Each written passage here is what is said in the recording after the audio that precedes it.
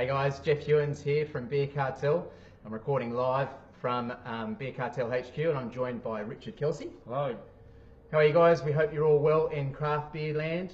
We just want to do a short video on the 2018 results for the craft beer survey. So a quick little heads up as to what this included. We looked at surveying lots and lots of people. Richard will talk about that in just a second.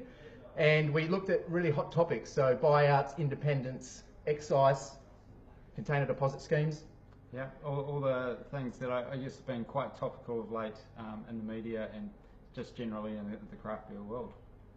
So let's have a bit of a look with regards to the background to this. So Richard and I are both ex-market researchers. So prior to 9 years ago when we first started Beer Cartel, our corporate gig was in market research. So we used to work for the big end of town with research projects for Westpac, Tabcorp, BT Finance, yeah, Tourism Australia. Banks, yeah, you name it, we've kind of done it. So Tourism Australia, we've done stuff with Lion, so I was involved in the 150 Lashes launch back in the day. I think you even did a survey on avocados. And apples. And apples, there you go. So broad spectrum, and we thought that a cool thing that we could do for an industry that we love is give back to that industry by providing free data and understanding what the Australian craft beer drinker enjoys and kind of the attitudes towards craft beer, and this is the results of that for 2018. We've been doing it for 3 years. This is the third year. The very first one was 2016 and it has grown every year since then. Richard can talk about the figures in terms of number of people we've surveyed. Yeah, so back in 2016 we started off with 6,500, a very decent sample.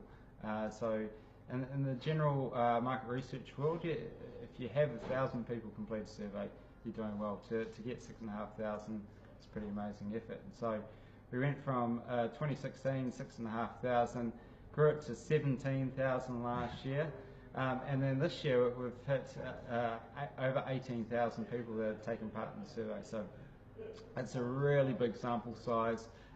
We've had over 200 beer media, Facebook groups, beer festivals, bars, breweries, anyone in the sort of beer world help push this to their sort of databases, and we also had just individuals share it amongst their family and friends. So it's really been a broad spectrum of people that have taken part, which is fantastic. Just it really means that the data is quite valid.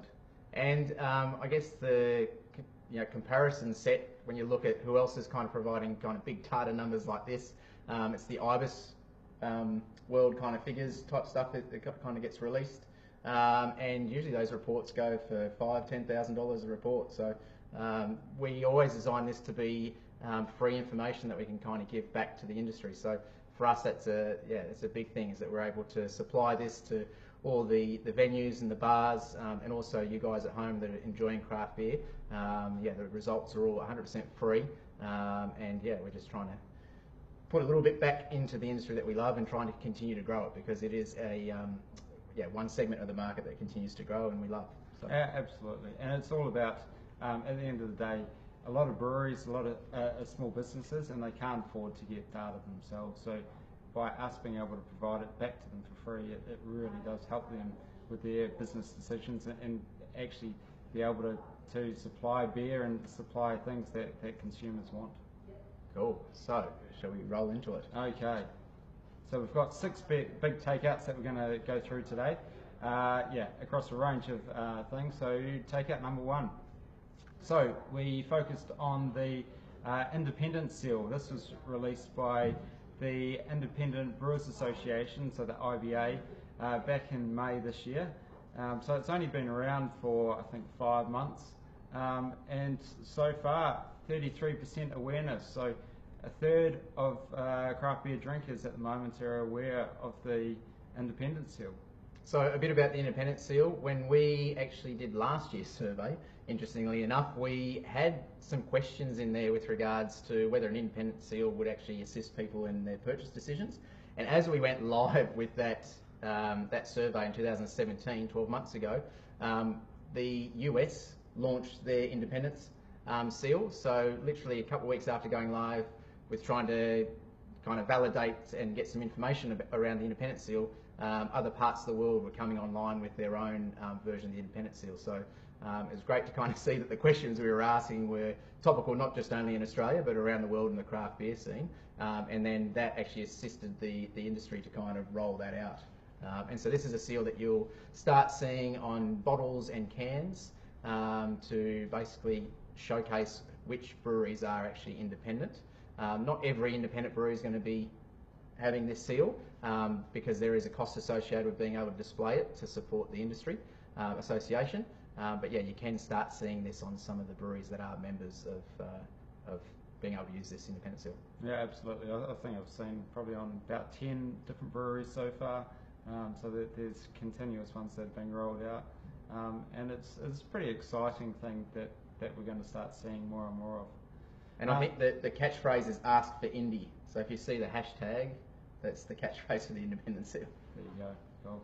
So of those aware, 83% state the seal would have a medium to large impact on their beer selection. So it really is going to potentially change how people buy beer. And it's going to be almost like a sort of trust icon, I think, in the future. So it's going to be interesting to see how this develops. Cool. So next slide. So last year there was 3 big buyouts that occurred. So 3 breweries that were independent up to that point. So Pirate Life, Four Pines, and Feral. They were all bought out by a bigger multinational. So Pirate Life and Four Pines were both acquired by AB InBev, and Feral was purchased by Coca-Cola.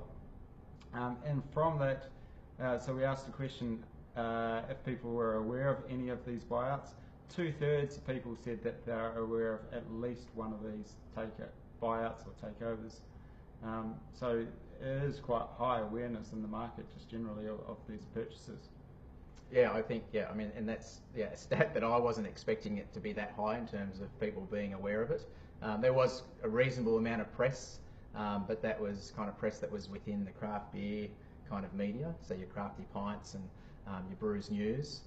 So yeah, it is surprising to see it at 66%. And what's the pie chart there, Richard? So the pie chart, for people, if it's a bit too hard to read, we asked those people that were aware of the buyouts if they've actually changed their purchasing behaviour from any of these breweries. And what we can see, I'm trying to point to it, it's doing in reverse, 57% said that it has changed their purchasing behaviour in some shape or form from these breweries. And of that, 43%, I'm trying to get my finger right, are buying less, and 13% have stopped buying altogether from these breweries. So yeah, I guess these figures kind of point in the direction that buyouts can have an impact amongst the craft beer drinkers to actually kind of change their behaviour, and and that's why I guess this, coupled with the independent seal, is an interesting one to see what's going to happen over the next 12 months, 24 months, 5 years, as ultimately there will be more buyouts and people that kind of sell their breweries, and that's not only just in Australia, but it's around the world. So it'll be interesting to see how that kind of plays out. Yeah, and I think, so there has been a reduction in purchasing from these breweries, but one of the things to note is that the beer that's been put out by these breweries, that the actual people that are still part of the breweries and the brewery itself hasn't actually changed. So these changes in people's buying behaviours are purely driven by the actual ownership structure. Yeah, and a lot of these kind of the buyouts that are actually happening, they are intended to add to portfolios, obviously, of the bigger multinationals. But in many instances, the multinationals don't always want to go straight in there and make changes, because they're buying it because they see that it's a valid investment, and they're wanting to keep the staff on board. So that Four Pines, Pirate Life, those guys have all got the same kind of managers, and the previous owners are still there, and they've kind of got agreements to stay there for a little while, because that's part of the incentive to continue to grow that business. Yeah, and I guess one other thing to add that we've seen so far is actually with these buyouts, there's actually been a reasonable degree of transparency. So on Pirate Life cans, you just mentioned the other day that there's actually the AB InBev logo that's appearing there. So I think you kind of got to say a bit of kudos to AB InBev for actually being upfront and actually letting people know that it is owned by a bigger brewery. Yeah, I was very surprised to see that because it's not in the kind of historical moves that they made when they actually did kind of previous buyouts, be it AB and Bev or other multinationals, where they usually kind of have a bit of a cloak in terms of who's who and who owns what. So yeah, again, we'll see how that kind of plays out in the next little while. Cool. Australia's best craft brewery. So right. This is the one that question mark is always interesting. So what we thought we'd do is dial a friend, put someone on the line, and reveal who it is. In previous years, 2016, we called Brendan Varis at Ferrell, and he was in Germany, and there were some communication challenges then, and even last year, contacting Pirate Life, there was some challenges at the phone line. We've tested this out. This person is in Australia, and the communication is pretty good 15 minutes ago. So. Yeah, here we go.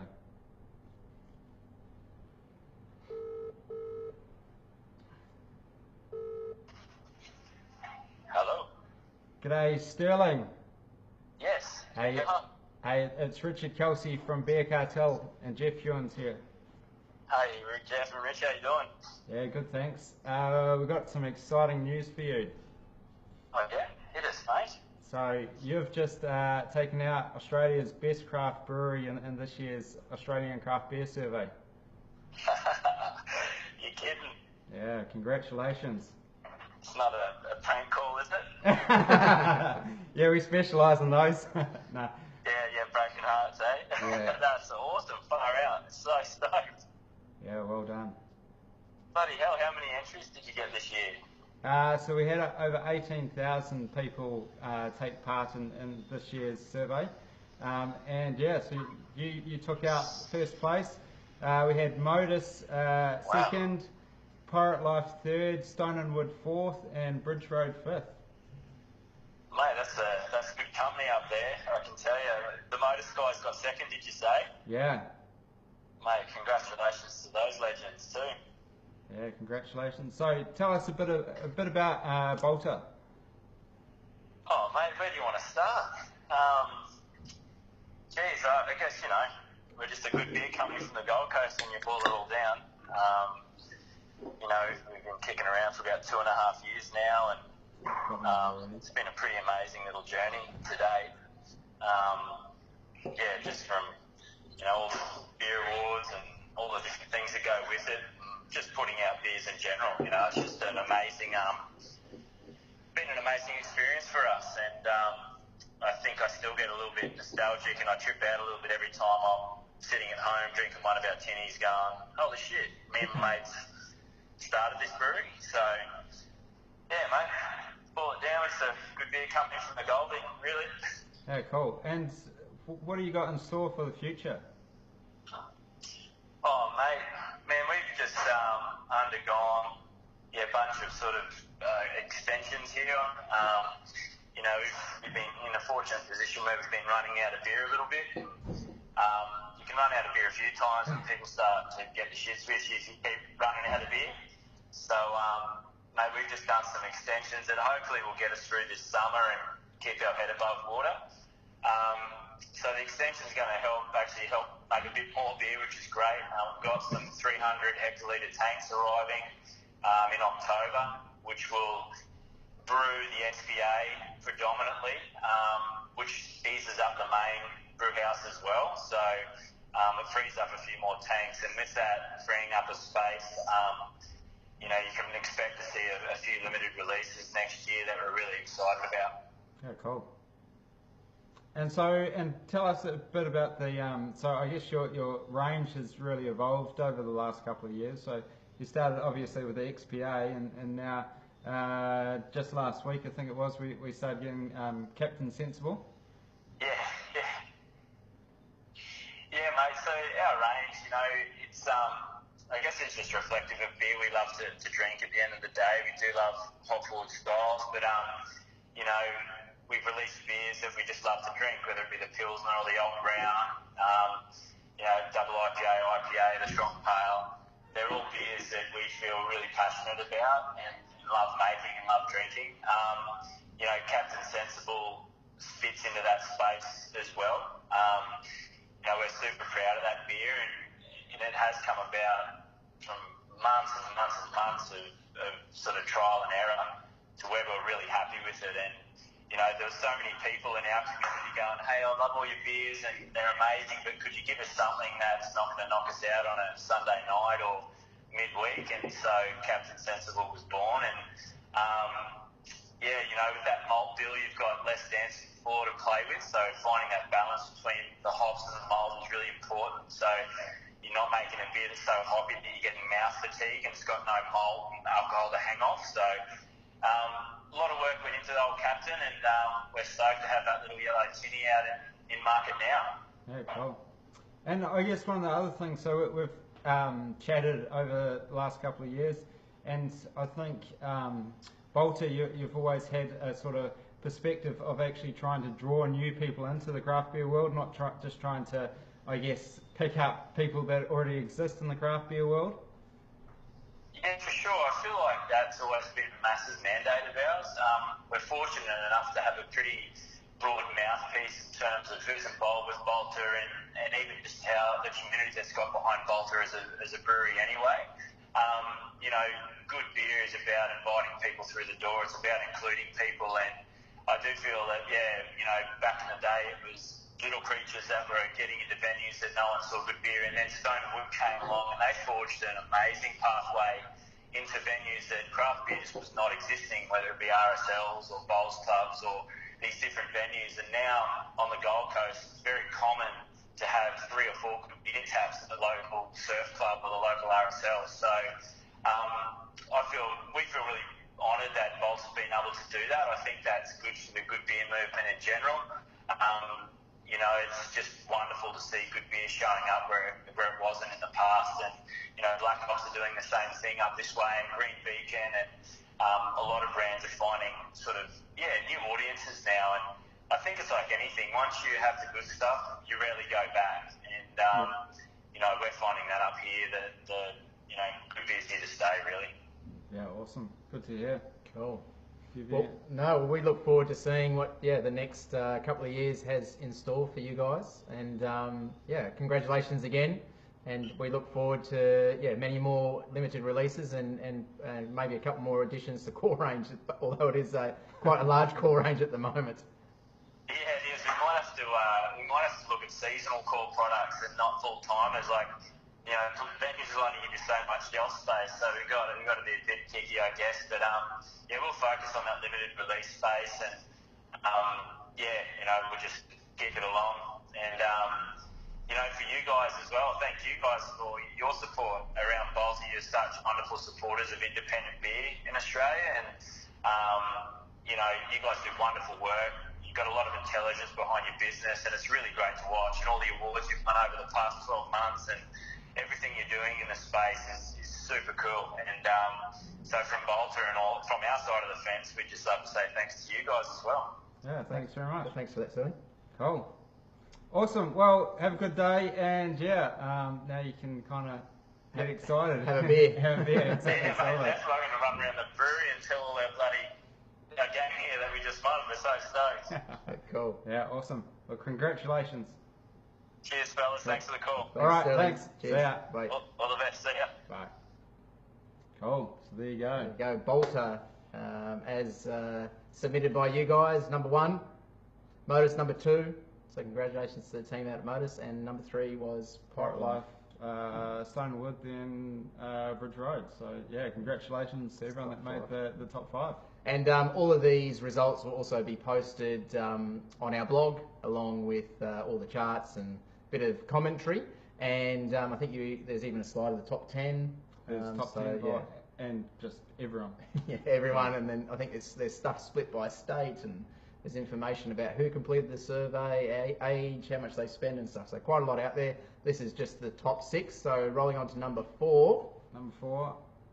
So we're all new beer searchers or seekers. So last year we had a question, and we found that 94% of you agreed or strongly agreed that you're on the lookout for new and interesting beers. So it really was a quite a strong, I guess, suggestion that people really are new beer seekers. And so this year we tried to quantify that. And we found that on average, for every 10 beers purchased, 5 are new. So it's a pretty staggering number. I'm not sure of what other kind of alcohol categories look like in terms of new purchases. Internally, we've talked about this for a number of years with regards to, every week we get new beers coming in. We get an average of 20 beers a week, which is 1,000 new beers that land on our shelves every year, and that's been consistent for the last few years. So this figure here kind of validates that, and also validates what we see in our store with people, what they kind of put on the counter and what they walk out the door with, and even online, the items that are being purchased. So for breweries, I guess it's quite important to take from this information just that it is important to have seasonal releases and new beers that are kind of being added into your core range if you're just starting out, just like we just talked about with Bolter. Obviously you want that core range. I don't know, we think a core range of 4 or 5 beers is kind of probably optimal. Much more than that, then you have the issues that Sterling was talking about, that either ourselves or other venues kind of a challenge to then range the whole portfolio alongside other limited releases. And then we're also seeing now that breweries that used to do maybe a release every quarter, they're starting to do that every 6 to 8 weeks. And they're actually doing more frequent releases and doing those releases in smaller batches. So in the past, for example, with the Kasha, for example, we used to only see a couple of releases a year. Now that's almost on a 6 to 8 week kind of, not revolving door, but rotation. Mornington's been doing that for a long time. And it just means that, this kind of feeds it, I suppose, is the fact that breweries are doing this and that us as beer drinkers are seeking this out. So it works hand in hand. But yeah, an interesting stat nonetheless that 5 out of every 10 is a new beer being purchased. Yeah, absolutely. And I think if you look at the US, where there's been, a reduction in the growth of craft, and some breweries with the likes of Sierra Nevada, that the way that they're kind of maintaining their position in the market is actually doing the continuous new releases. So it's definitely a trend that's kind of, I think, across the whole market worldwide, and it's also generated by the ability of mobile canning and mobile bottling. So breweries that in the past would never have even had a bottled or canned product, they now can do it on a reasonably easy, reasonably cost-effective way as well. Yeah. So yeah, keep up the good work, breweries that are releasing awesome new beers. We love it, and obviously the craft beer community loves it as well. Okay, number 5. So beer and taxes. So one of the things we've always wondered about is how much people actually understand taxes are part of the price that they pay on beer. So what we did this year was we asked people that for a 5% ABV beer, so 5% alcohol beer, that costs $80, how much do you think you actually, the $80, what part is made up of tax? And what we found was that people thought on average $28.60 goes into a case of $80 beer. So the real number was $26.90. So people are actually overestimating how much tax is made up in a case of beer, only by $1.70. So they're really accurate for what we think sort of goes into case beer, and that's including both excise and GST. So the interesting thing with this as well, I guess it kind of speaks back to the number of people that we had complete the survey. So over 18,000 people, you start getting what's called the wisdom of crowds. And interestingly enough, last night I was watching an ABC show, and it was all about maths, and it talked about they were trying to work out what the weight of Uluru was, or Ayers Rock, and they used the wisdom of crowds, and the presenter had gone around and she kind of got a whole heap of people to tell them what it was, and her figure came in at 1.75 billion tonnes, And they then went and talked to some geologists that had actually done some pretty significant stuff with using satellite imagery, the density of the rock, the circumference, the height, you know, all that kind of stuff. And I think the actual figure was 1.5 billion tonnes. So the wisdom of crowds, I guess, using that as an example as well, it kind of really works. So asking or having 18,000 people complete the survey kind of really shows the robustness in the research. Yeah, absolutely. And I guess, so just one thing to note, so $26.90 and an $80 case of beer. So an $80 case of beer, you're paying over a quarter of the case in taxes. So it is pretty high. And if you have a $50 case of beer, then it comes down to almost 50% of the price that you're paying is actually taxed. Yeah, so there is a big chunk that goes into the coffers of the government. There is obviously a lot of work being done by the craft beer industry associations to try and get some kind of tax relief with regards to the excise. Obviously GST is something that is kind of there and set in stone pretty much for all products along these lines. But the actual excise, I guess there is some questions. There are other parts of the industry, like the wine, which gets a wine equalisation tax, which then gets, I guess, some benefits back to the actual wine producers. So there is ongoing discussions, and I think even last year we saw some kind of rebates being increased to breweries. So watch this space again. I think this will kind of assist in all that kind of conversation that different people are having with the government. Absolutely. And last one, so the New South Wales Container Deposit Scheme. So this was a scheme that was rolled out in December last year, and the idea behind the scheme is to reduce the amount of litter that there is within New South Wales. So it was a take on the South Australian scheme, but there was a few key differences. So one, brewers actually had to pay in advance. So with South Australia, they're actually charged after the sales and the bottles and cans have been redeemed.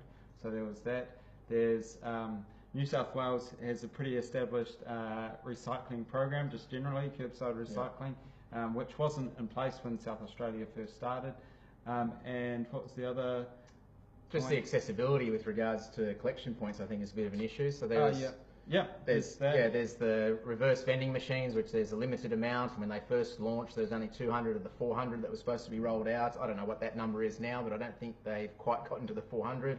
Some of those vending machines, you go to them and someone's backed up not a semi-trailer, but a box trailer full of cans, and it fills up that vending machine. So then people who then, are kind of mum and dad with the kids to try and make a bit of pocket change, they go to it and it's all full. They had collection points, which were cafes and service stations, and those places, a lot of them have fallen off because it's not really worth their time and effort to collect those things. And I think the key one was around the fact that it had to be uncrushed.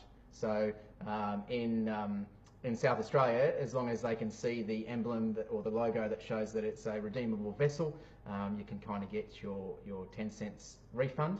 But here in New South Wales, every item has to be completely uncrushed. So you can imagine one of the big issues is people have got at home is where do you put boxes and boxes and boxes of plastic bottles and cans to redeem. So there is a few issues with the scheme. We're supporters of the environment. We want to see actually more being recycled, but one of the key things that is coming out of research, not just the stuff that we've done here, but is that the actual change in behaviour isn't there. So there has been a very costly scheme put into place, and this is actually going to start getting a very similar scheme is being rolled out in Queensland and WA over the next couple of years. I think Queensland are coming online before the end of this year, and WA is next year in 2019.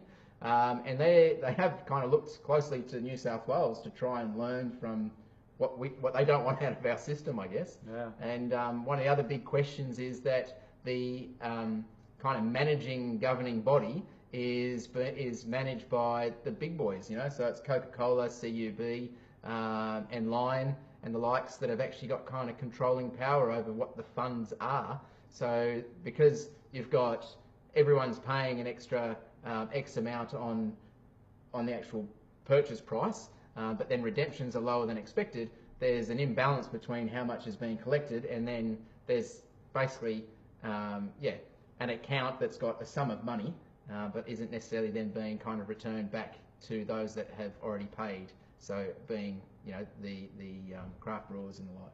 Yeah. So looking at the actual stats, so 64%. Try and get my finger right. 64% of South Australians regularly take their bottles and cans to a collection point, whereas in New South Wales there's only 17%. And if you look down the bottom, trying to do it properly, there we go. What is it? 68% just put their, there we go. 68% put their bottles and cans straight into curbside recycling. So it already exists, so it's an easy way of actually doing it. Yeah, and one of the biggest challenges as well is that so quite a lot of our recycling was actually being shipped offshore because New South Wales and Australia generally doesn't have the actual facilities to basically process the recycling. So a lot of that was being shipped offshore to Asia, and recently China, I think it was, closed their borders pretty much to a lot of recycling. So a lot of this stuff is being kind of stockpiled because where we used to send it overseas to get processed, and they were taking kind of our recyclable rubbish. We've now got here in New South Wales where we don't have the infrastructure to be able to recycle it. So the big question is there going to be infrastructure invested in to actually start being able to do something with all this stuff as opposed to it being kind of stockpiled? And there are reports that some of it is not just being stockpiled, but is actually just going straight to rubbish.